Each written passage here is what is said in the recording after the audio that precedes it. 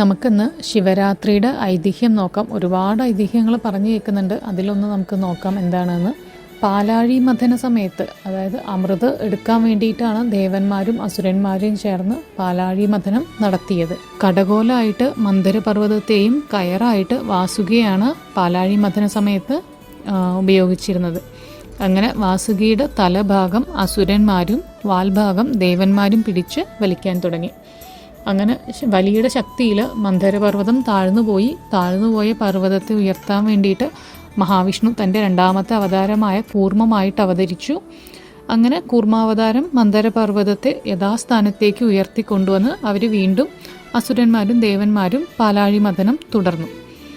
അങ്ങനെ പാലാഴി മഥനം തുടർന്ന സമയത്ത് അതിൽ നിന്ന് ഒരുപാട് വസ്തുക്കൾ വന്നിട്ടുണ്ട്. പാലാഴി മഥന സമയത്ത് അതിൽ നിന്ന് ആദ്യം പുറത്തു വന്നത് കാളകൂടം എന്ന മാരക വിഷമാണ്. ലോകനാശകരമായ ആ വിഷമാണ് പരമശിവൻ മഹാദേവൻ പാനം ചെയ്തത്. അങ്ങനെ മറ്റ് ദേവന്മാരും പാർവതീദേവിയും എല്ലാവരും പരമശിവന് വേണ്ടി പ്രാർത്ഥിച്ചു. അങ്ങനെ വിഷം ഭഗവാന്റെ കണ്ടത്തിൽ അടിഞ്ഞുകൂടി നീല നിറമായി. അതിലൂടെയാണ് ശിവഭഗവാന് നീലകണ്ഠൻ എന്ന പേര് ലഭിക്കുന്നത്.